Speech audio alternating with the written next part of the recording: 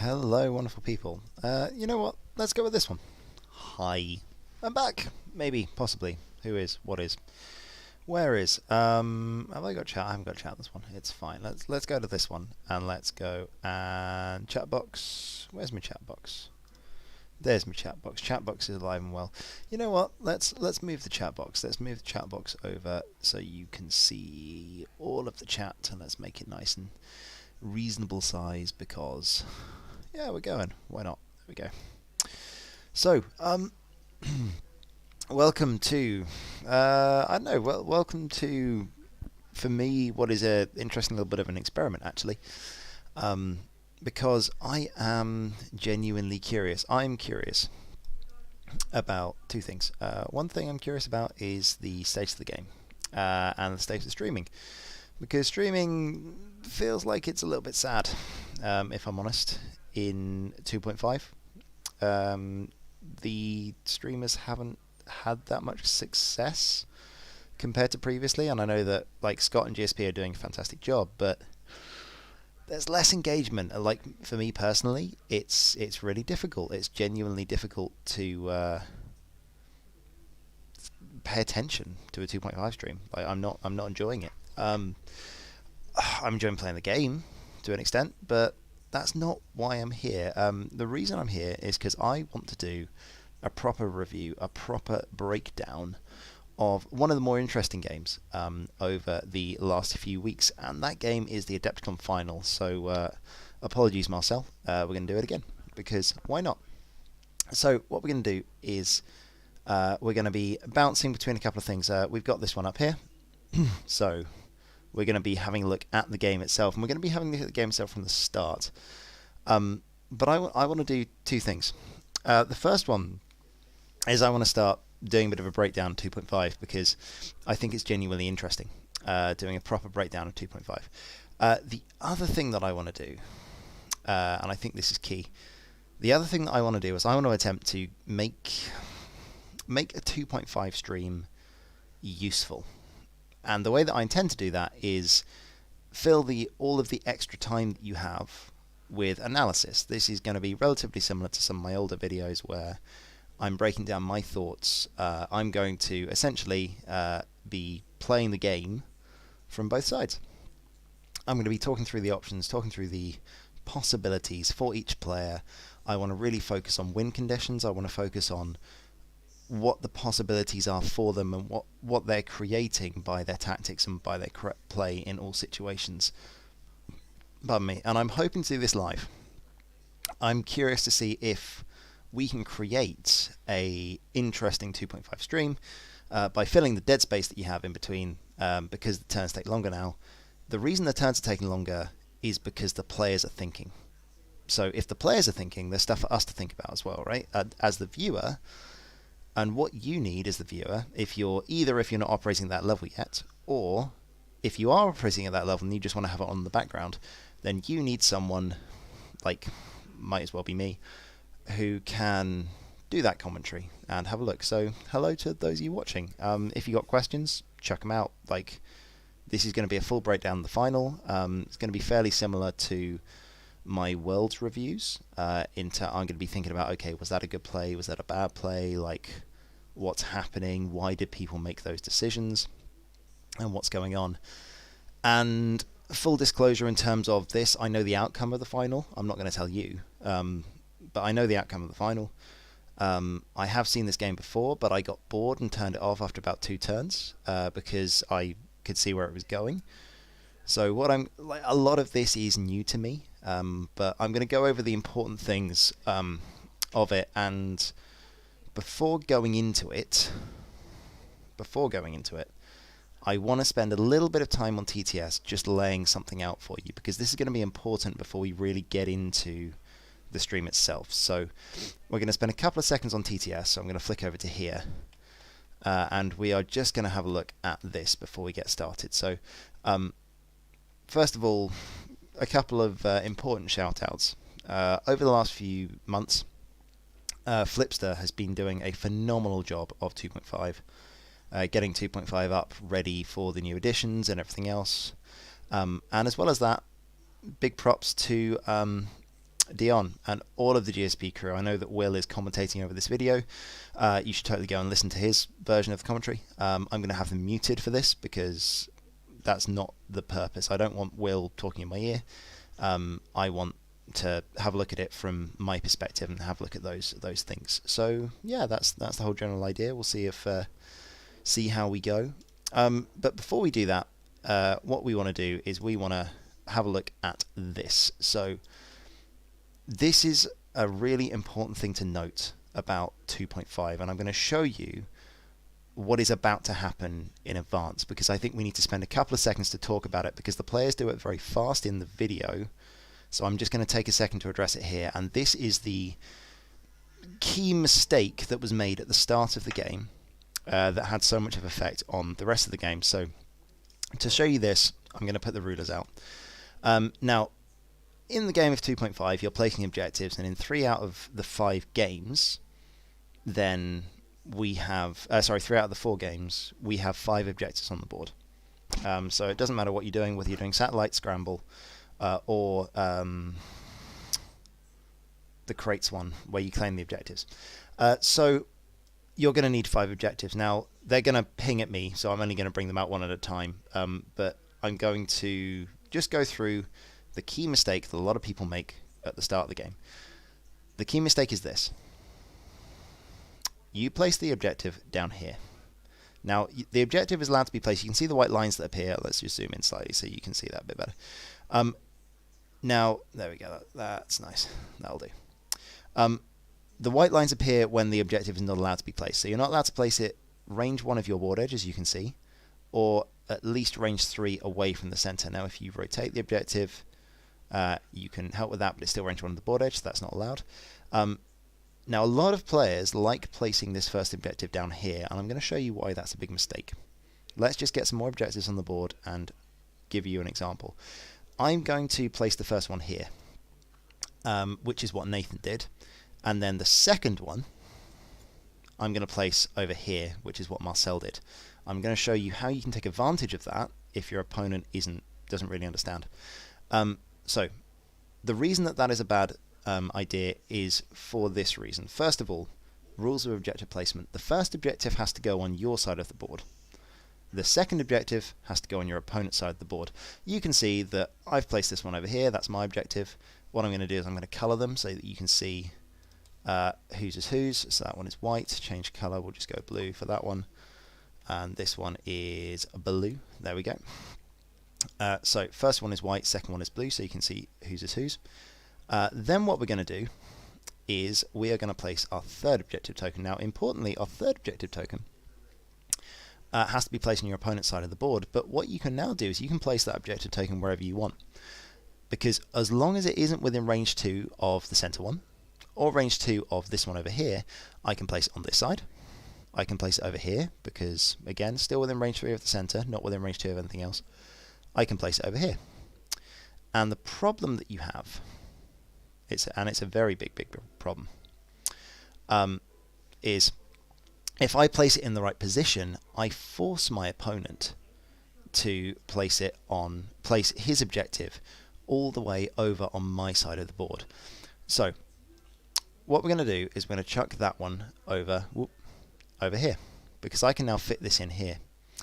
And because my opponent has to now place, where are we? We can put this, because I could place it over here, but that's not the point of this. I've forgotten. So I'm so used to doing it here. I'm not used to it, because I always place mine at 2 or 2. So where do we place it? I'm gonna let Nathan do it for me. 1 second. Here we go. So we're gonna go over there. So next one is over there. Yeah, so you place it on the opposite side. And then you can see that Marcel can't fit his there. Cool, 2 seconds. There we go. So we place it, so that one was there, that one was there. Yeah, so we place it on Marcel's side of the board, right over there. Okay. Now, what now happens is we run into a problem. There we go. Because if Marcel, so I'm just going to, 1 second, there we go back to being white again. Let's colour that one white. There we go. If the blue player now tries to place his objective he has to place it on my side of the board. So, he cannot place the objective here. That is the problem. Because this objective is at least 2 and 2, if I was to get out a range 2 ruler, just to show you in actual things, I can't place it there. He has to place it on my side of the board. So it has to be, yeah, you can see that white line. There we go. Which means that because that one's over here now, he has to place it at least range 2 away from this objective. He also has to place it at least range 2 from this objective. So because this one is here and that one is there, we now have to place it all the way over here. And it's a big problem. Now this is the situation that we ended up with in the final. Now unfortunately, it was a crate scenario. Grab the crates. And because of that, 1, 2, 3, and 4 objectives got claimed on turn 1, which we're going to go into. The whole reason for that is because player 2 placed their objective right over here. Now, if that had not happened, if I just go and colour them again, 1 second, we'll just go change colour. If that had not happened, there we go, this objective over here was not placed there. Say for example, it was placed over here at 2 and 2. Let's just replace these objectives for a second. Then what would have happened is when player number 1 came to place his objective on his side of the board, he couldn't place it over here because there's an objective in the way. He would have to place it over here, and he's probably going to place it as close as possible. So he's going to place it something like that. Then the final objective comes over here, and again it has to go on this side of the board. So I did mention that I apologise to you at the start, Marcel. So what we then do is we are then able to place it over here. And you get basically the handshake scenario where you end up with kind of an offset clock face or a Z or however you want to say it. All of this is how objectives end up being placed if both players understand that. Unfortunately for Marcel, he hadn't come across this before. Like, we're brand new into the new edition and he had no idea. So this is the reason why that scenario has happened, and it put him on the back foot from the start. So I just want to make you aware of that. I'm going to be referencing it a couple of times as we go through the game, and I think that's really important to understand that that is something that you should not fall into. You can avoid that trap purely by placing your first objective slightly outside of 2 and 2. Right? Sorted. You can't be trapped by that. If you do place it over here, then you run the risk of your opponent grouping all of the objectives either on a single side of the board or on another side of the board. Now there's a few more things that you can go into with objective placement if you want to, but realistically that's the meat and potatoes of it. Don't get screwed into having all of your objectives on one side of the board. Now we've done that, what we can do is we can get rid of TTS and we can go and have a look at this. So first of all, big thank you to GSP, because GSP are awesome and they have been streaming a lot of these things. What we're going to do is we're going to watch through this on mute, because there we go. We're going to watch through a lot of this on mute, but we are going to go through and generally commentate. I think it's probably going to be best to leave it on this view. Let's get this to the right size, and then we'll go from there. I know for those of you who use OBS on a regular basis, you're probably going to be shouting at the screen right now, but I don't care. It's fine. We're I think we can play most of it like this. So what I want to do is this is sped up, so I just want to take a second to break this down in real time, and then there we go. So first of all, we get some objective placements. So we can see that this one goes in the corner. We've kind of already talked over this.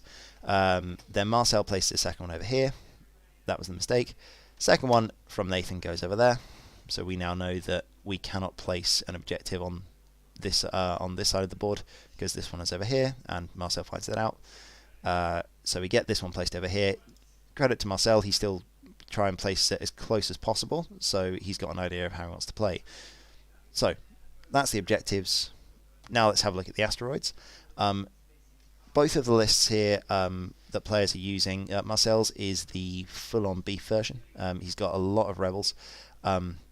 to if I just go onto this one, there we go. You can see the list for the moment.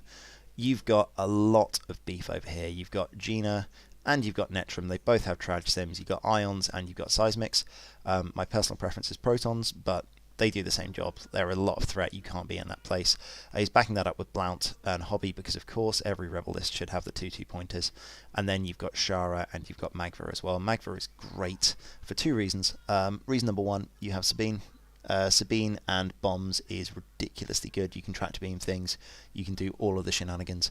And also coordinate in a objective game is ridiculously important. So Magva, really, really useful. Stops rerolls, etc. Shara, just a really efficient A-wing. Initiative 4 is great. You got thread tracers if you need it. Looking over at Nathan's list, the bottom half of it is fairly standard. The bottom half of it is obviously the Jedi. So you got Ahsoka, you got Barriss, you got Contrail. That is the core of any list from the Republic. And you've also got the Obi-Wan Kenobi with the Auto Blaster Crit Bot. A lot of people like Anakin there, but Nathan has gone with Anakin in the Torpedo Machine, otherwise known as the Y-Wing. Does give up a lot of points if it dies, but 6 points isn't terrible. And it's pretty hard to kill. I mean, it's 8 health with afterburners.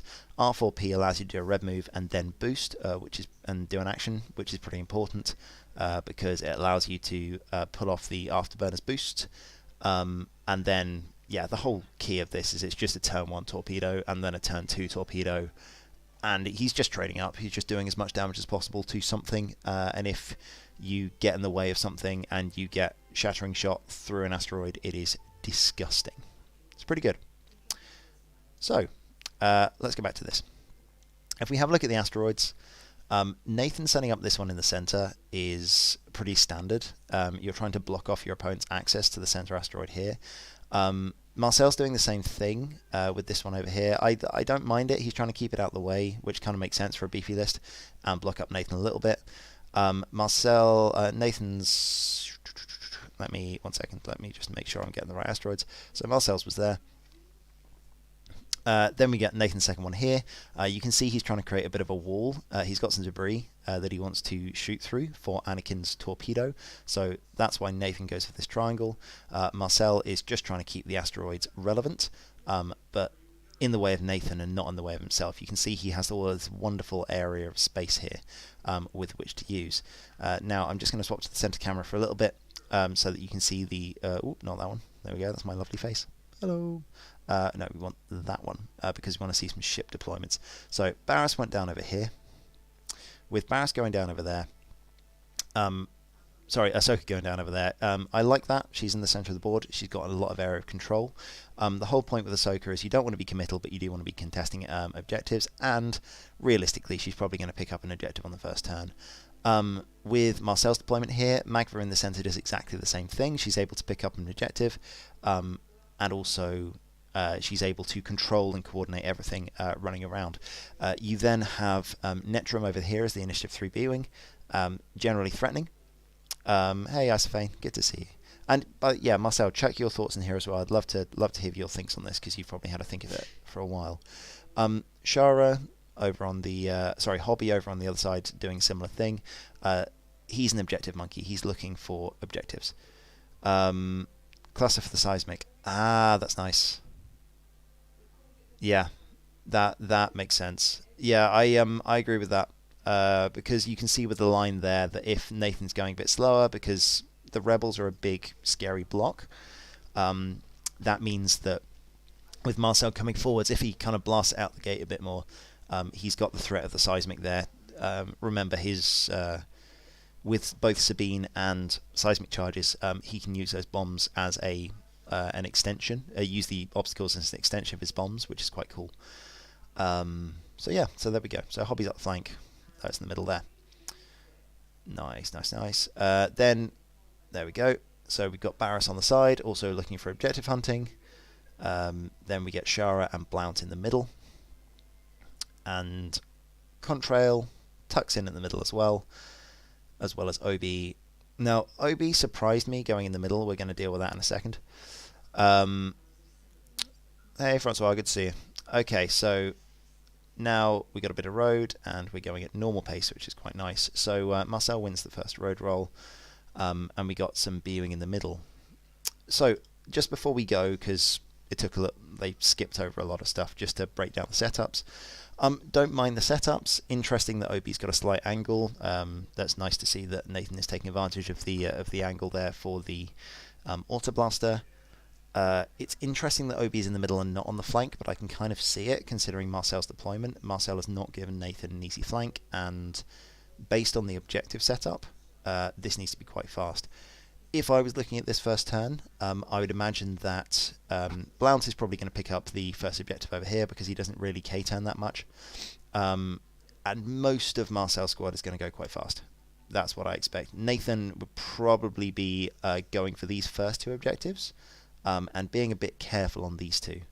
There is, I would say, probably because of the way that the ships are set up, Barris might not go quite so fast on the side here.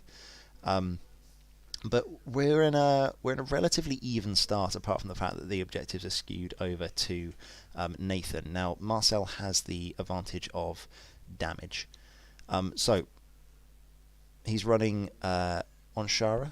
We do have the vectored cannons, which means we can boost. The boost into stress is incredibly useful for claiming objectives early. So you can see here that Marcel is using it to his advantage. He's already boosted Hobby. He's now going to be Shara. I would imagine Shara is going to get either a 2-bank or a 5 forwards going on here. Hobby is going to immediately try and claim this objective up at the top here because he can hit a 2-bank, get into range 1, and he can claim that objective. If he wants to, the U-wing could come in fast and coordinate a focus, but maybe not possible. I also really like the paint job that Marcel's got on his ships there. Cool, so you can see here, still the system phase, Marcel has lobbed a seismic charge. So it looks as if, you can see Anakin over here is threatening. Now Anakin is very much threatening to lob torpedoes at Marcel's face. Marcel is probably aware of the trick with your Anakin and boosting on the first turn, so go fast, lob a first turn torpedo through an asteroid and get like a 5-dice shot. So he's clearing out that asteroid to hopefully reduce the ability to do that. Now, you can see here that Nathan's reacted to it. Now, I'm cheating because I know what's going on, but there is a bit of a poker aspect here. The fact that that seismic's going there means that you're probably not going as fast. You're not going to go 4 forwards with the U-wing because you're not going to clip this. So Nathan now knows he's a bit safer to boost forwards. Not the 2-bankets are too hard as I was expecting. I am genuinely surprised that Marcel didn't try and grab this objective.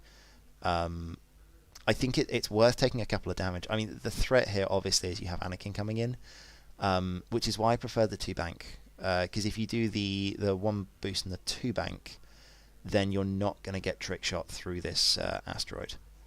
But there we go. B-wing comes in.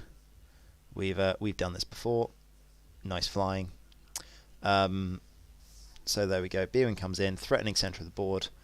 Does a little barrel roll because realistically, which one is this? This is the iron bombs.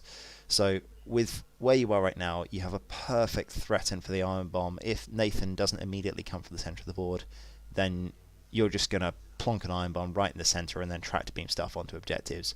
Really nice angle there for the deployment. Alright, what else we got? So, okay, moving over to Nathan. We got Ahsoka going, triggering. I would imagine he's going to pick up this objective. So, with Ahsoka's ability, okay, gives an evade to Obi-Wan and picks up the objective for her action. So she spends 1 force. Yeah, that's fair. Yeah, that's a good point. It's the crit. But regardless, you force him to spend a proton torpedo on Hobby, which isn't terrible. I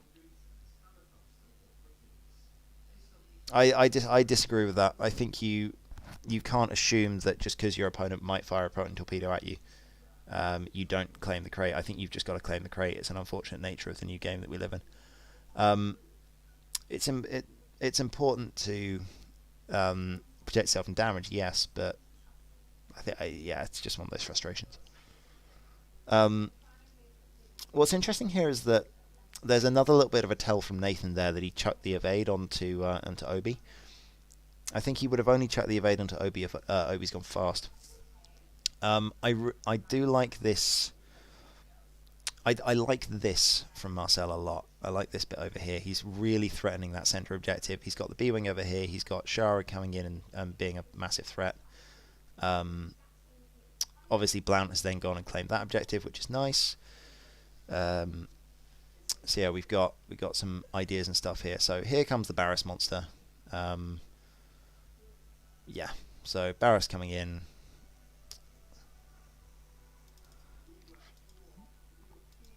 There we go. Yeah, and there we go. That objective goes. So there is no bit. So it's really interesting seeing Marcel's thoughts there. So with the threat of Anakin and Barriss, obviously what's happened is that Nathan has reacted to Marcel's deployment, right? So Marcel has done a very spread deployment, and Nathan has decided to stack ships on one side. He stacked Barriss and he stacked Anakin on the side of Hobby.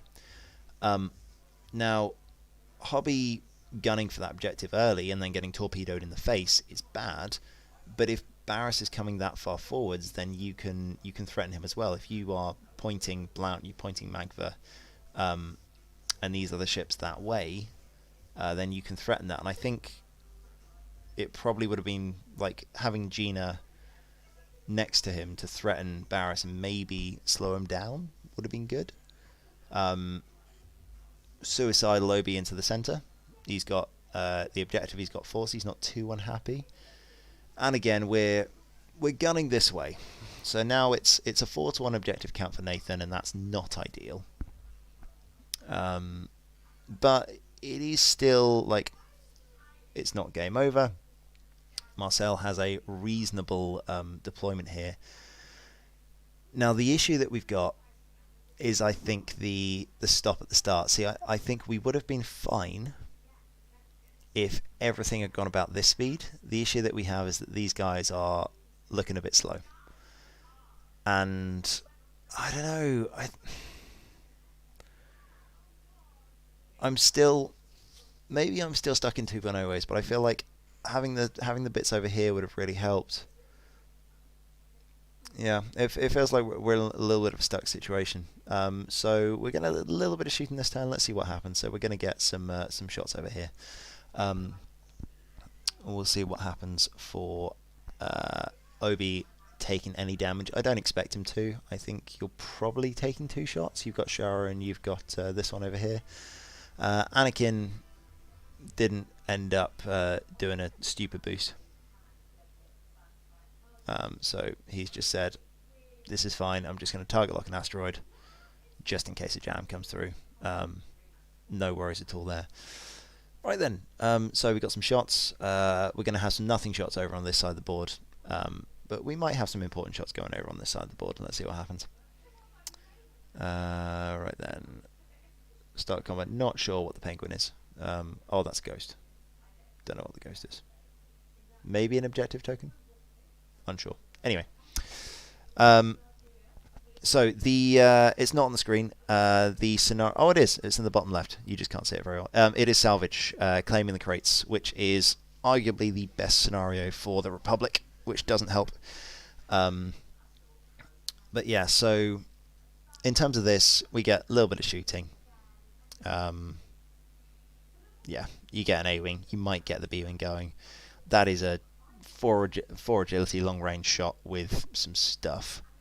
So yeah, we're probably not going to do any damage. Obi gets to shoot first. Also, A-wing does not care. So there we go. Oh, in terms of this, Marcel's got to get himself out of this scenario. I'm not really paying attention to the shots here because they're not too important. If the B-wing does have range, then this one, I mean, there's always a chance of blanks. So I think the order is you don't have an option anyway. But if I had the option, I would have shot the A-wing first here, because you're attempting to get Obi to spend tokens on the nothing shot, on the A-wing shot, over the B-wing shot. So if you have the opportunity, then I would shoot that A-wing first. Obviously, in this case, it's Shara, so you have to shoot your initiative 4 before your initiative 3. Not entirely sure what we're thinking about, but we got some things. I think there is a lot of thinking about cards going on. Anyway, oh, it is the beam shooting. Oh, it's tracers. There we go. Yeah, so okay, so that's a useful shot. Like using the, I like that from Marcel. Using the tracers from Shara to try and get Obi to spend tokens before you shoot it with the B-wing. Also, giving it target locks is a good idea. So, yeah, I think I would spend force to dodge this. You want to keep the evade for later. Nothing else in range of Obi, but yeah. Second evade. Yeah, force spend there. There we go. So we dodge that one, and then B-wing says, might as well have a go. Or I know my initiatives. I promise. Barris. Yep. So we get Barris shot into the A-wing. Doesn't have a shot. So then close shot is close. It is definitely in range. So yeah, this is the one important shot of the round, and could ping the crate off as well.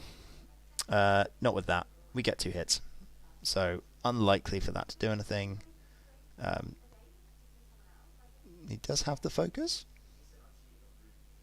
or did he not decide to? Oh no, he didn't decide to stress himself. Okay, so just barrel rolled and didn't focus.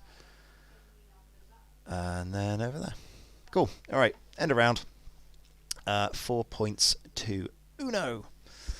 It is under a bit of pressure, so I get the idea of what Marcel is trying to do here, but Nathan caught him off guard pretty well with the aggressive play from Obi-Wan. I think he was expecting maybe a 3-1.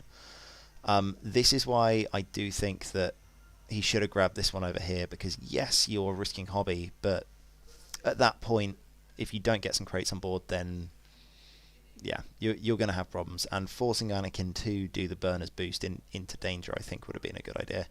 I know it's tough, but and you don't want to take that crit into Anakin into Hobby's face, but I think you've got to. Now, this is where it gets interesting, because, and this is where I was saying I don't like this, because if these guys were just that little bit further forwards, you could threaten to turn everything onto what is essentially a massive points pinata in Anakin Skywalker. That Y-Wing is a giant potato. It hits really hard, but also it dies if you look at it funny. It's got a health, and you can just blow it off the board. So with the amount of firepower in Marcel's list, I would imagine that would be his first target. I think we're almost at the point now where we can... What if I go to Vassal Stream? Can we do that? There we go. Lovely. You can see the chat now. Yeah, almost everything's on the board, so I'm going to do that. So we're almost at the point where you can just nuke... Sorry, I realised I was talking to the chat without you being able to see the chat. That's fine. I'm a professional streamer. I know what I'm doing. So yeah, I think we have a couple of important points here. You need to be aware of system phase shenanigans from Obi-Wan. Now, Obi-Wan has left himself in a bit of a precarious position because he can only boost out of his problems. He could just hard one and boost away. He could boost left. He could maybe boost right. I mean, he could just go forwards and 5 straight, but that seems stupid with all these things over here. So, yeah, realistically, you don't know what Obi-Wan's going to be. Like, it's probably going to be over here, but he could disengage over this way.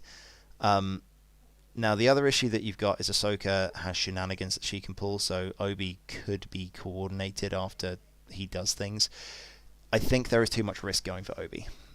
There is a obvious target over here in Anakin, but also we need to think of where the crates are, because the crates are the source to winning the mission. So in terms of objectives at this point for Marcel, we need to get crates and we need to kill Anakin. That's the only way you're going to win. You don't necessarily need to get the crates yourself, but you definitely need to slow down Nathan's scoring. So in terms of this, I would be collapsing everything over to this side of the board, and I would be attempting to, like, maybe realistically, I think the bombs are your friend. I would definitely be lowering this forwards and ignoring, like, just take the hit from the seismic, just get in the way of it. So lob the seismic over here. get the iron bomb involved as well. Just like cluster this area of the board with bombs and just threaten absolutely everything. Now, in terms of where we can get the crates from, I think Barris is past you, so I would be looking at Ahsoka as well. Yeah, I think that'd be my focus. Now, for Nathan, Nathan is interesting because he's clearly got the advantage. Now he needs to not die. I would be very, very tempted to attempt, I don't know, like a 3 bank here from Anakin, maybe, and just try and get him through the other side. Because if you can avoid taking too much damage on the first round of firepower, get far enough in. Because if you can 3 bank, boost, and then barrel roll, you can dodge. I think that's really important. Only take a couple of shots with your relatively chunky Y-wing, and then maybe use your afterburners again, because if this isn't going to be too many rounds, then you could probably survive just on time. Just get Anakin out the back and win that way. I would definitely be being very, very careful with Contrail and Ahsoka, and I'd hopefully be using Ahsoka to get Obi-Wan out of trouble. Yeah, not entirely sure what Obi-Wan wants to go here. Obviously, we will have decided. So in terms of road, 2 hits an eyeball, followed by that. So I believe that is Nathan on the road roll. Yep, there we go. Nathan gets the road. Nice. So, alright, system phase stuff. What are we going to do here? We're going to do some boosts. A-Wings are able to boost, neither of them are stressed, so they can get in the way. Also, we're going to see some bombs. The important thing is that Marcel has to do all of his bombs before Nathan. So lots of stuff is just about to happen here. There we go. So we got the iron bomb coming out from Netrum. Now you got to remember, if anyone gets tanked by these bombs, they can be sabined. So they can get an iron token off the seismic, they can get a tractor beam token, and they can get is it a jam? I think it's a jam token as well as the third one. Less used, but still useful. So there's the iron bomb. That is right in the middle of the mess. And are we going to see another bomb as well? Okay, we get the boost first. So we've got to do this in initiative order. So we get the bomb, we get the boost. Now this makes sense with Marcel's win condition. He's trying to, like, if you're going for the Anakin, etc., and you try and kill him. I think realistically it's a bad idea to go for Obi until you tag him with bombs. So if you saturate this with bombs and then go, oh, he ended up in front of me. Oh, and a stress. Thank you very much. So we get the boost, and we don't get the second. I like the idea of the seismic. Okay, so we get the Obi over there. He was going to boost one way or the other, I think. So I don't like that. I like playing top down. It's really hard for me to see if that boost fit as a curve. So we get the curvy boost over here. Then, yeah, because of that. Okay, sorry, I apologise. Road. So Nathan Scythe goes first. Then we get the seismic coming out. I really like the position of that seismic. That was a very nice placed B-wing. Gets to blow up all of the things. Just Marcel removing problems for Anakin to shoot through, which is quite nice. And then I think that's it for system phases. Yeah, we've done all systems. So Ahsoka just says, nah, we're out. We've got objectives. We don't need to do anything here. So probably a barrel roll and then a boost. Try and line up some side shots. Or just the boost. Okay. Not so keen on that. I feel like you're risking too much. Like, the B-wing could just come right at your face. Then, nah. Don't risk crits. Like, your win condition is just to not die and keep crates. So, I feel like that's a bit aggressive from Nathan there. Okay, what else we got? A-wing coming in. Nice little 2-bank. Now, this is the frustration I have with vector thrusters, because I would love to be able to do a focus and a boost in here, but we can't do that. Regardless, we're going for the barrel roll to block here, thinking that Nathan's going to turn in with the hard one. Not bad. The problem is you're blocking a Jedi, and in 2.5 that's a bad idea, because you don't have a token, the Jedi just gets use force, and it's got a good shot on you now. Admittedly, it doesn't get to use CLT, so it's not as effective, but it's still 2 dice gun with a mod is most likely to do damage against the 3 agility ship. Now, the problem here that you've got is if you think Obi's going 5 forwards, I don't think you can stop him. It's really close. Like, the barrel roll to the back is... If you barrel roll right and backwards, that is ridiculously close. And if you turn that way, you've got to commit to it, right? So this is the thing. If all of these ships are turning in here, and you've gone, all right, I know Obi's going 5, then if everything turns in that way, and you've gone to try and catch him before he gets behind your list, then you can barrel roll. Because Obi is expensive. Like, Obi's worth 5 points. If you get Obi, then almost as good as Anakin, and 1 good crit can neuter an Eater, and it can also get him to drop that crate. So it's not a bad target to go for. No, he's got to complete the move. He's got to complete the move to get the focus. So if he doesn't complete the maneuver, does not get a focus. It's important. And he does not have a crate, but that doesn't matter because you get 6 points from him. So I like the barrel roll. If that's your commitment and you're going for that, then the barrel roll makes sense. The tail end of that ship is the target, really. Yeah, you don't really want to barrel roll into Ahsoka's bullseye with no other support. The frustration here is that Blount is kind of in the way, because you would have loved to have 1 bank mag for there. Like, again, the stop. I didn't like the stop last turn. If you'd have gone 1 forward this turn and then stopped this turn, then you could have rotated. Like, yeah.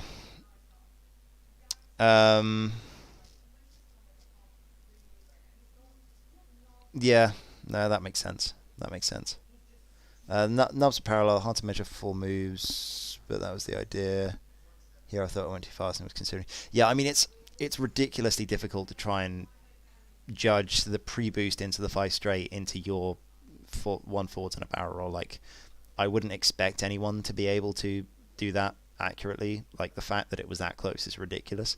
Yeah, I think the payoff for going for Obi-Wan, it's a big risk, big reward, right? And you know you're down on points, so that's fair. But also, yeah, killing Obi makes it closer. Nathan has Lance in front. I mean, but what you got to remember is that if you kill Obi, he drops a crate, and you get 5 points. So Nathan gets only 2 points more above Marcel this turn, and you've just got 5 back. So yeah, you're only 1 point behind there. Yeah, but regardless, I think it's important that this is, like, we're looking at this with perfect information. A lot of you guys have seen this final before, right?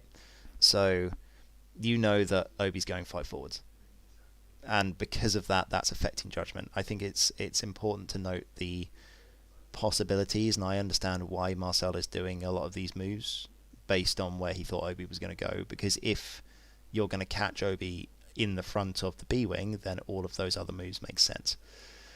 So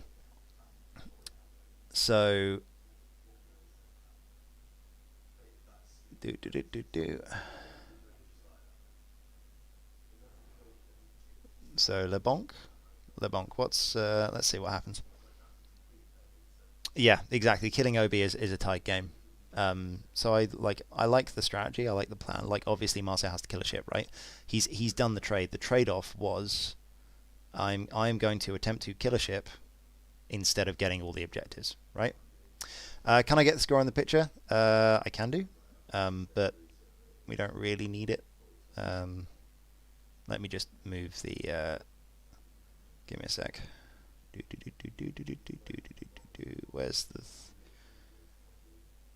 Where's that one?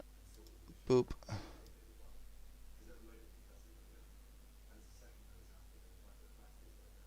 Okay, let's put that about there, and then lock that one, and then move that one a little bit as well.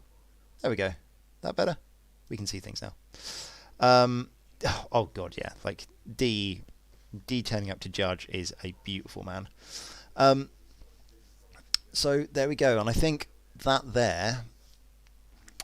may have just won the game. Now it hasn't exactly won the game because we don't know where Anakin's gone, right? Because there is this lovely wall of firepower, and Anakin here could go a lot of different places. And you can see that it's fairly well lined up at Anakin, but yeah, if Obi had been caught on the front of that B-wing, it would have made a big difference. That would have really, really hurt. So in terms of that, we got an interesting situation where obviously Marcel has gone for that, hasn't worked, but my camera's shouting at me. That's fine. Marcel's gone for that and it hasn't worked. So now he knows that.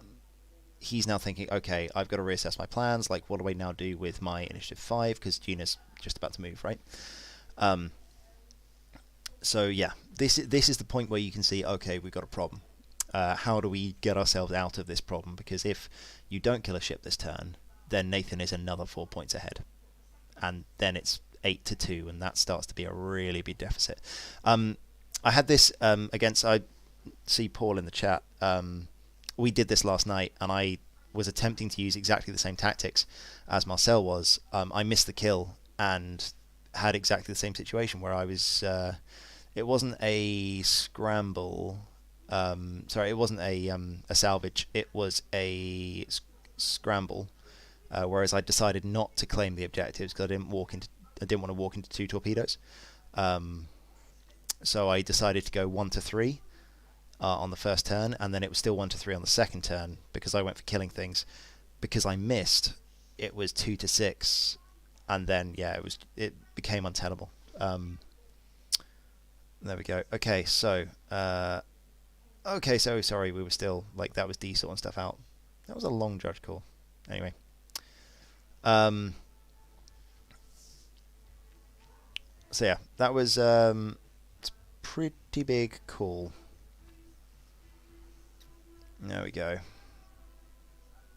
But I think regardless, if even if Obi gets murdered there, then that's still very much a winnable game for Nathan. It's now even again, but Nathan's still in a good place. So now Obi's over there. Obi is never getting shot ever. Like he's not dying. You cannot kill Obi. So now immediately Marcel has to go and change targets. It's like, right, we've missed Obi. We go for Anakin. Anakin has to be the target now, and we need to get some crates off things, right? Okay,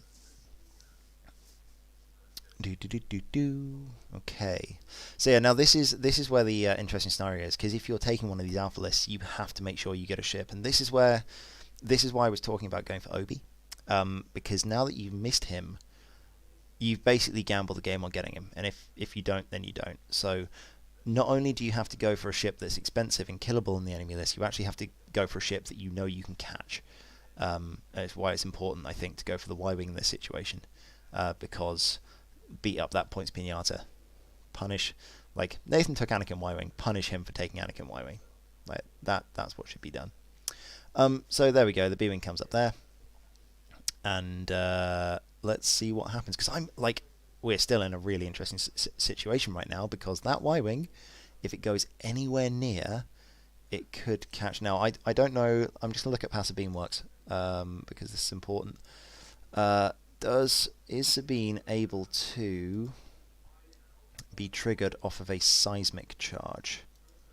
That's the next question. Crew upgrade, Sabine Wren. Where are you, Sabine Wren?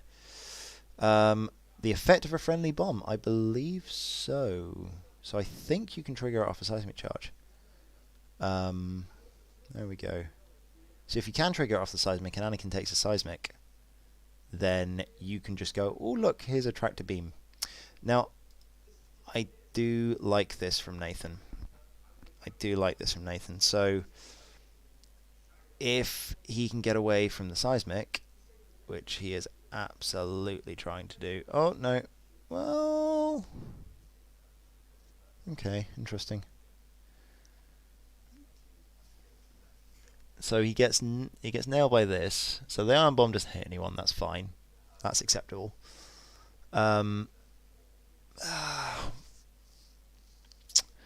Is an ion? Yeah, I like the ion. The ion's relatively sensible. The problem is that You've gone for the Obi, and again it comes back to these two. That's it's so punishing. Like you make one decision that you decide to stall for a turn with this center block, and it's just not in a position to capitalize on Anakin at all. Because if they were just slightly further forwards, if they decided to go this way, if they decide to go this way, like yeah, it hurts. It hurts. That missed block was such a difficult opportunity there. So based on this, then we now get to some explosions. So explode that thing. Anakin catches the there. We've got the Nathan's already put the iron on him, so we know that happens, and he takes a shield, which is like he's definitely in kiddable range. You've cleared up a lot of stuff there for next turn, so we can get some banks in and hopefully murder some Anakin face. Anakin's going to attempt to pick on Shara, but the important thing is that rock is out the way, so we're not going to get any nasty things. As much as I like the tractor, I think Marcel made the right decision with the ion. If you tractor him to the right, then next turn you leave open a hard 3 afterburners and barrel roll because he's got the droid. I don't think you catch Anakin again because he's got 2 turns of 3 speed afterburners. That Y-wing is surprisingly fast with that droid. I think the ion was a good idea. The one mistake that Marcel made, I think, is not going fast on the first turn. But then he's playing game of chicken, right? He's playing game of chicken with Nathan. So, yeah. In terms of that, I think, yeah, so Iron Cannon just didn't do anything to Shara, bounced off. There we go. Right, let's see some meaningful shots now. So first of all, we have Contrail. Contrail did not turn the same direction as... turn the opposite direction, so it doesn't get to use his ability. The fact that you have a 2-point ship that gets to use that ability is nonsense, but that's another matter. Single hit, so we spend the target lock. And just, make it 2. So we take a hit because Hobby did the barrel roll, but that's fine. Like, that ship is not there to... he doesn't mind taking a shield. He is the objective monkey. Now, realistically, what we need to do from Marcel now is we need to roll some good dice, unfortunately, and this is the one thing that I dislike about the scramble scenario, and why, for anyone watching, put crit mechanics in your list. You have to have a crit mechanic in your list, be that proton torpedoes, be that marksmanship, something that gives crits. Because when you're in this situation, thanks, Marcel. I hope this is... I'm not planning on, I'm not trying to be mean or anything. I really appreciate you checking in and explaining your thoughts. It's really useful. But yeah, I think crit mechanics are super important for this. They've made it super important because of the fact that you can only drop a crate on a crit mechanic. You have to include them in your list now. If you don't, then you're just asking to be wiped off the board when someone does this to you. If your opponent manages to get 4 crates through random luck, judgment, whatever, and you don't have a good way of getting them off reliably, it's such a problem. So, okay, we've had a couple of nothing shots. We took a shield on Hobby. Okay, oops. It happens. And what else have we got to shoot? Okay, so we have an angry B-wing coming in. Time to see if these rebels can bounce some stuff. Marcel is still shooting. Looks like I missed Gina's shot. Hit crit from, I'm going to assume, Barris, which then bounces, and that is again into Hobby, or is that into Gina? Yeah, that's again into Hobby. That was unfortunate. That hit crit, panic pilot. That, again, you remember I said you barrel rolled to block a shit with force that's just going to shoot you. I feel like that just came through. Yeah, it was like stuff that you would do in 2.0 is now a bad idea.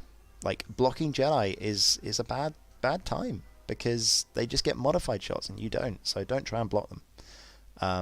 Just go slow and try and shoot them instead. I think Hobby would have been better served that turn taking a focus and shooting Anakin and just trying to get some damage off.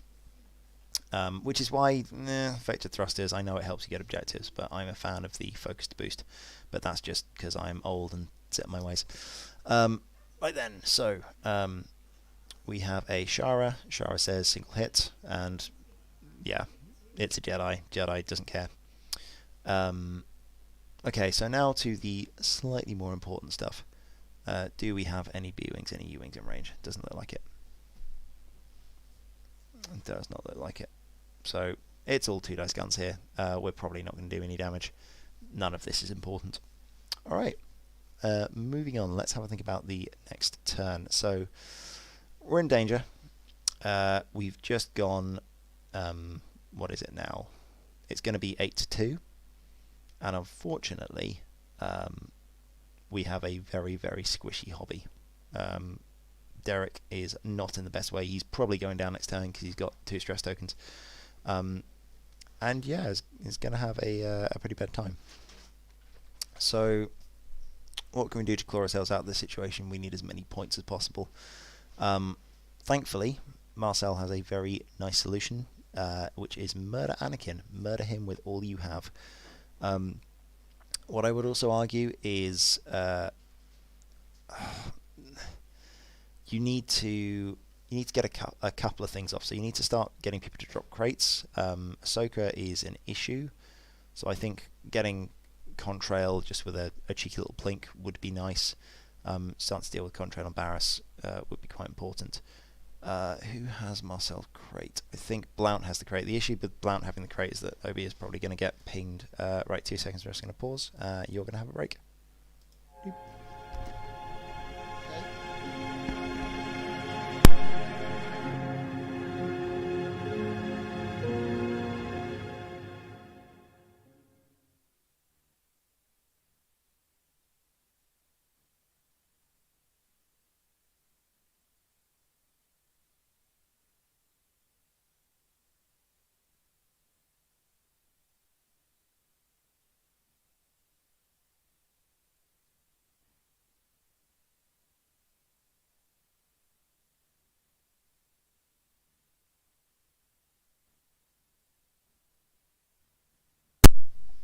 And we're back.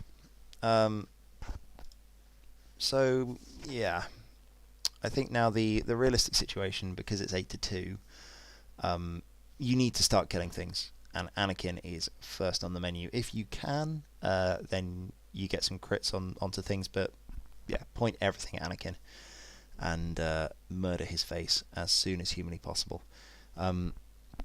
If there is a way to prevent Obi-Wan, I mean, I would be looking at stopping the U-Wing and rotating it, just to threaten Obi and try and prevent him from getting good crits onto Blount here. So that's probably what I'd look to do. I'd pop the second iron bomb out the back just to be annoying and threaten him, and then I'd rotate the U-Wing to basically make sure that you clear out this space and say, right, Obi is not allowed to be anywhere near here because I don't want crits stopping me getting points. That's the important thing. All right. So what else? What has Nathan got to do? So for Nathan's in a situation where he knows he's probably going to lose 6 points here. Now he is 8-2 up. But he needs to keep his objectives safe. If you can hang on to these objectives for a few more turns, then you get to a point where you cannot be caught. 2 more turns, and you're on 16, and you're going to win the next round. But you know that Marcel is likely going to kill Anakin this turn. At least you have to assume that, right? So he's going to immediately get to 8. He'll have 9 with the objective, so he's catching up. It'll be 12-9, and that is definitely. He can still win the game from there. So what you have to do this turn is, you can't do anything about Anakin, you know where he's going. You have to make sure that you get your ships out of danger as humanly possible and start to threaten some of Marcel's. You probably need to see if you can kill Hobby, if you can. And also, as well as that, you need to start threatening to get something else off the board. Now, realistically, you're probably looking to get either Blount or the B-Wing. The B-Wing of choice, in my mind, would be Netrum over here, mainly because you're initiative 3, you can line them up bullseyes. And Ahsoka is in such a good position to do it. You can just one bank. Obi is behind. With that in mind, I think as Nathan, you let Blount have the crate. Because if you talon roll, instead of talon rolling this way into this hole, if you talon roll the other way, then you get a good position onto Netrim. The only issue is that if he is going to drop the iron bomb, you're not really allowed to. So maybe you do the pre-maneuver barrel roll and then the... I don't know. Like, being able to barrel roll after the talon roll is probably more useful. So maybe you boost into a hard one and then you can barrel roll either side. There's a few options with Obi-Wan. This is the problem with Obi, is that you can literally react to anything your opponent does. So dial and maneuver and then choose what you want to do after you've moved. Because system phase stuff, the B-Wing over here does system phase stuff before Obi, so you can react to that. But Ahsoka is very much coming in here and looking to threaten this B-Wing. What's going to kill Hobby? That's the thing. I'm not sure what's going to kill Hobby, because Hobby's just going to 5 forwards and try and run away. So I don't think you can threaten Hobby at the moment. Yeah, I think everything should probably focus over here. I think realistically these two are going to run up that way and just try not to die. Contrail disappears and attempts to not explode. Takes a red focus if he has to. Just, yeah, he's your 2-point ship. Just try not to lose him if you can. So there we go. Here comes the iron bomb. Let's see. I'm curious to have a look at this turn, because this is the one that's like, see how Marcel reacts to this. So iron bomb is very important here. Slowing down Obi. If Marcel's going to win the game, not only has he got to do some damage, he has to stem the bleeding, and controlling where Nathan's ships are allowed to go is really, really important for that. So yeah, he's doing that now with this bomb. He's used all the seismics from Gina, so there is no more control coming out of that B-Wing. She is pretty good at just being an I-5 splat machine, though. Oh yeah, I've just realised she has selfless. It would have been nice if she was a bit closer to Hobby there. There we go. Now, because Nathan lost the road roll, he doesn't get to line up the B-Wing as effectively. But the 2-bank is quite nice. I'm not sure I would have risked the 2-bank, because maybe Marcel could have done the 1 forward and power rolled. I probably would have just gone with the 1 bank there. But regardless, she's in a good position. She's probably going to get a bullseye on something. I think you just sit here, take a focused... actually, no, I take a red evade with Chopper in this situation. And just sit there and go, look at me, I'm unkillable and annoying and in your face. I think he's lining up the bullseye there, thinking, okay, if the U-Wing stops, what's going to happen? You definitely don't want to barrel roll this way. Now, the argument is this in range 1 of this? It is in range 1 of that. So he's boosting out of range of the iron bomb. There we go, just trying to get in the way of the B-Wing, which makes sense, because you're trying to stop your enemy from killing Anakin. Absolutely. So good move from Nathan there.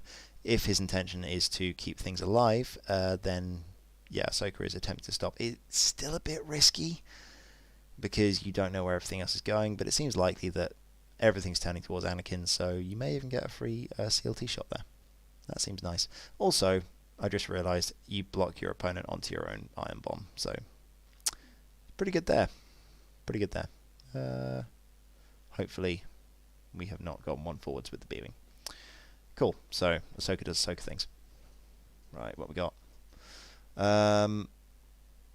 Okay, Hobby, is it a 5 forwards? Maybe not a 5 forwards. I mean, you've got to win the game, right? So we might be going relatively slowly, but I think not losing another 2 points, keeping Hobby alive is probably more important, so I would have 5 forwards Hobby. What are we talking about? Marcel's talking about something. Unsure. But yeah, so... See, Nathan, I really like Nathan's play here. He's being very clinical. He's taking risks, but they're calculated risks. The risks he's taking is with Ahsoka, mostly. He's being a bit more aggressive with her than I would. But yeah, he's doing a good job of taking the risks when he needs to.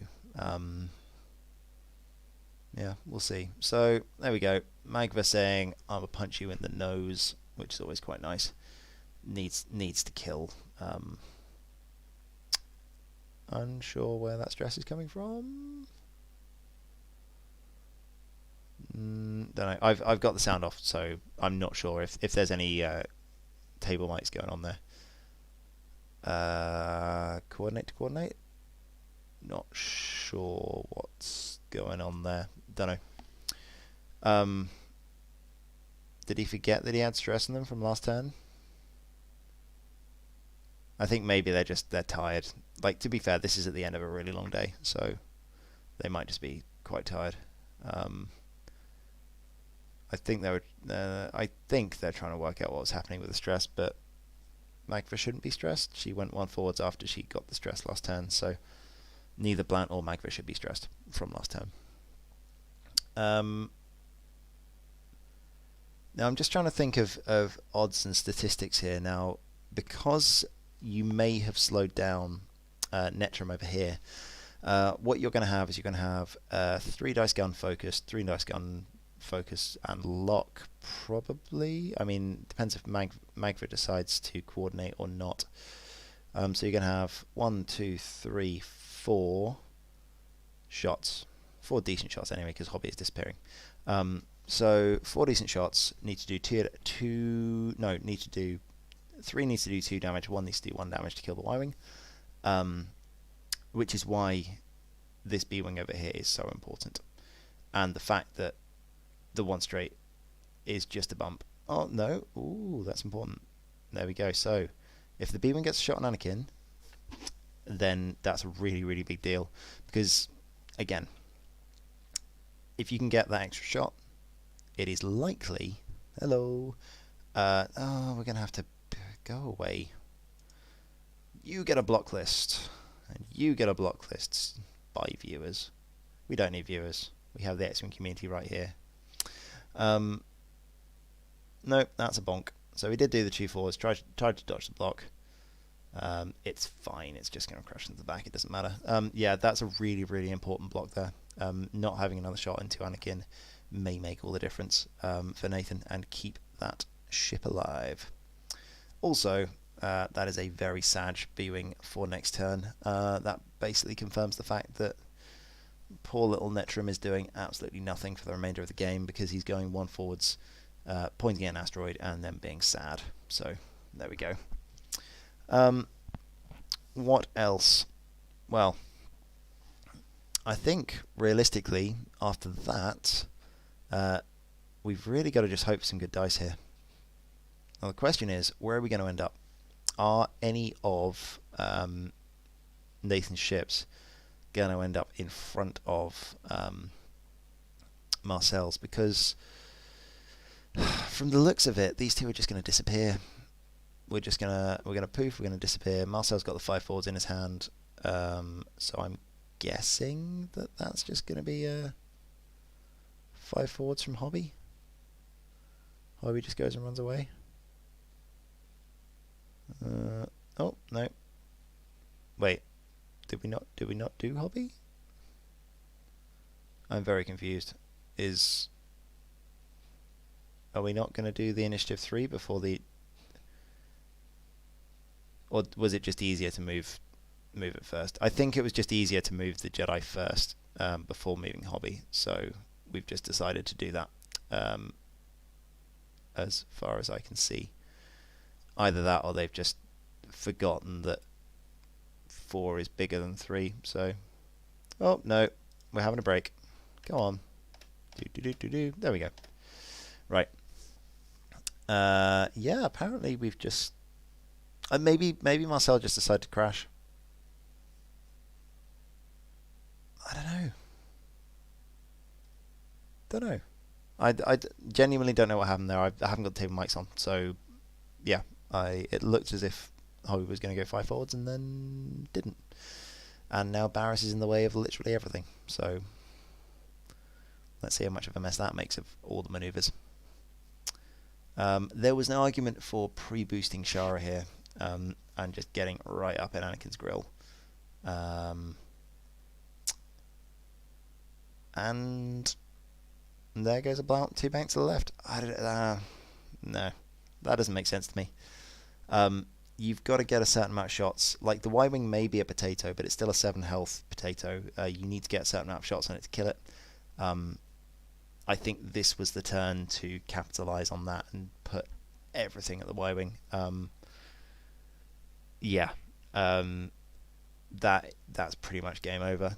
We've only got 3 guns pointing towards... Yeah, 3 guns in range of the Ironed Anakin. If you ionize that 6-point pinata, you then go and kill him. And I think this is now an aspect of tiredness and panic. Realize that we've got to get some crates back, and just attempting to. If again, I was expecting Ahsoka to go short, so if Marcel was expecting Ahsoka to go short, then turning out that way, trying to get a crit on her, trying to just go, okay, hopefully the dice will go well for me and I'll explode the ship. And maybe that'd be the way to go. So there we go. And then the bonk over here. Yeah, that's a really good turn for Nathan. I think, we can almost stop this at this point, because this is pretty much game over. We'll run it until the end of the turn, because I know that's as far as it goes. Because I think it's just interesting to see the remains and the result and what happens. So there we go. Contrail has said, I did not expect an A-Wing to be there, so Marcel's ruse worked in that regard. So we slow down Contrail. Contrail's probably just going to sit there and take a focusy thing. Now, what Nathan has done, which I disagree with, is he kept these ships around. I don't think that was a good idea. I think you should just disengage. You had a lot of objectives. Leave Anakin to die and just say, thank you very much, I'm off. It doesn't matter if my Y-Wing takes a couple of turns to explode. This is fine. Let the entire list chase the 6-point thing while I'm getting 4 points every turn, just disappearing off into the board edge. There goes Obi. Obi does not care. Obi has a crate and is happy. So realistically, the only thing we have left to do is see if Marcel rolls some natural crits. And if he doesn't, then I think we can probably call that game over, because it'll be 12-3, unless our lovely little Anakin does the splodey thing. Now, what you can see, and I think at this point of the game it is worth noting, there is an effect of increasing the ship count, because what's happened is that the average competitive list anyway has increased to at least 250 points in old money. So in new money, obviously it's 20, but if you compare with loadouts and everything else, generally most good competitive lists are somewhere in the region of 250, 270 points with the present points values. It'll be really interesting to see if they do a full rebalance when the Z95 and stuff comes out. I've heard that that's going to be at the end of May, which is going to be very cool. But with that in mind, especially with these lists here, there is a lot of stuff going on, as you've seen. I mean, I've basically been constantly talking through what's been happening, what's been going on, and I've had to go relatively fast. Okay, I'm repeating myself a little bit when we get to this end of the game, because stuff is kind of becoming a foregone conclusion. But with all of that extra amount of stuff going on, as a player, you have an awful lot of stuff to pay attention to.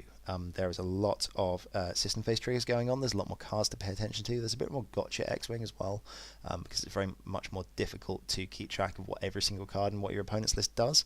For example, if you didn't know what Anakin's astromech did before this game, then when he suddenly goes 4 forwards, boosts, and takes a target lock on you, that would probably be quite a major surprise, especially when the 4 forward on a Y-Wing is red. So, yeah. Like, there's a lot of clutter, there's a lot of mess, and it does slow things down. So, explosions. Really, we should have measured that first. That's now... Marcel has accepted the fact that that is not hitting Ahsoka because he's moved the thing. It realistically, let's just put that back to where I was before we moved it. Yeah, that was out of range 1, so it's fine. B-Wing takes an eye on. No one else does. Doesn't really matter, because B-Wing was probably just going 1 forwards next turn anyway. There's not many places for it to go. It would depend a lot on the road roll. Couldn't really risk going to the back of Ahsoka. So Anakin gets a freebie ion shot. We get 3 shots, and this one I'm going to speed up because for those of you who are here, a lot of you probably know the result of this game. Marcel doesn't even kill Anakin, which is sad. Let's just go over to here. There we go. So yeah, Anakin takes some damage, but yeah, realistically that's it. And that's the end of the game. So why did I bother going over that? Well, first of all, I think it's a really interesting game. It wasn't as close and clear-cut as everyone was making out. Marcel actually had a reasonably viable strategy going into that game. He decided that, okay, I'm going to take less objectives, but I'm going to threaten and I'm going to use the more aggressive list to attempt to kill things. The problem with that is that with the objective setup that he had at the start, as we went over at the start of the video, Nathan was able, in specifically this scenario, to get just that many more crates. And because it's crates, it's really, really difficult to get them back. Now, the other thing to note is that Marcel hadn't planned in any crit mechanics into his list. Now, you can get around crit mechanics by just killing your opponent, but it is very difficult to do that when you're coming up against Jedi with 3 agility and force and everything else. But I think it's definitely worth noting that that was a bit of a weakness of Marcel's list. So in this specific scenario, he is coming up to a lot of very difficult counters at the list building stage and in the scenario stage, because he got pulled on the wrong scenario for him. If this was chance engagement, he would have loved it. It would have been great. Just rolled all over the Jedi. Would have made Anakin incredibly sad. Unfortunately, it was salvage, and therefore he's immediately at a disadvantage because he's slow and he has less crates. Second disadvantage, we have the mess up in the objective placement. So again, it puts him another one on the back foot. And the third, and I think the nail in the coffin, wasn't the block. I think the block was just that was close X-wing. Like that was like one person does the game. Like one person wins the game on a really cool move. Like that was great. Like that is X-wing. Nathan planned in a move. Marcel planned to block it. Nathan just did it by a millimeter. I really enjoyed that. The issue is that Marcel had played to go slow at the start and clear out the asteroids. I understand why, but as I got caught out by it against Paul last night, I think it's a mistake. I think you cannot allow your opponent to take that much an advantage in the early game, because it allows them to dictate the pace of the game. Even if, like as I was mentioning with to Marcel about hobby, I think you just have to accept the fact that your A-wing is just going to take a torpedo to the face. And that really sucks. Like, but you've just got to do it. Like, it's a crates game. You put that A-wing. The point of your 2-point A-wing is to go and grab the crate. And if the 2-point A-wing catches a torpedo and hopefully only takes 2 shields, then fantastic. That's great. I grabbed a crate. I did not die. I used up one of your Anakin torpedoes on my 2-point ship. Fantastic. That is good news. That's the most you can hope for. Because when you're in that situation, you know that you have that mess up. It would have meant that it wasn't a 4-1, it was a 3-2, and even at the end of the first turn, if it's a 3-1, then that feels a little bit better, and Hobby could maybe pick up that crate again and just take the second torpedo, and then Anakin spent 2 turns trying to explode a 2-point ship instead of doing something else, and because he's all up in your face, he's then getting shot by the rest of your list. So, like, again, you're trading resources. I wanted to explain that because I know that Marcel disagreed with me on this. It's interesting to see the comparison there. Like, I would have agreed with Marcel at the start of 2.5 after playing a few more games and just going, okay, like, especially against a Jedi list, you just can't do it. So yeah, in terms of have I done a 2.5 analysis, pros and cons? No. Am I going to? Probably not, for my own mental sanity. I'm not as much of a fan of 2.5 as I am of 2. That's obvious if you have seen me talking about it on the internet. Does it mean I'm going to stop playing 2.5? No, because that's the official version of the game, so I'm going to turn up tournaments, I'm going to have a good time. I'm probably going to carry on playing 2 in my own free time as well, because I enjoy the game. I'm not going to do a tactical breakdown because I don't think it will make any difference, and it will just make me angry. So, sorry, that's my view on that one. Um, yeah, but in terms of that game, a few things that were lost at the turn zero stage, um, and then a couple of unfortunate situations like Hobby taking Panic Pilot. That wasn't very nice, but that wasn't the nail in the coffin. That wasn't what lost the game. What did lose the game was the Obi-Wan block over there, and I think that lost the game because Marcel had planned to go for Obi-Wan, and Nathan had got out of the trap. Good play on Nathan. That wasn't that Marcel had made a mistake. That was that Nathan had played really well and got out of that trap. However, I don't think he would have been able to get out of it if Marcel had decided to target Anakin instead. So I think it's worth considering, like as a lesson. Think about what in your opponent's list can your opponent not do anything about getting killed. And Nathan's decision to bring the big expensive Y-Wing was with the idea that he would trade him, so take that trade. Just wipe that thing off the board, don't allow it to do its job, kill it quickly, and don't let it fire too many torpedoes in your face. And I think what Marcel should also have done is taken that into account with the asteroids. This big tree of asteroids, I think he should have deployed on either on this side or on that side, accepted a damage from his own seismic, gone fast, and just said to Anakin, like, if you're coming at me, I'm going to come straight at your face. Very easy to say in hindsight.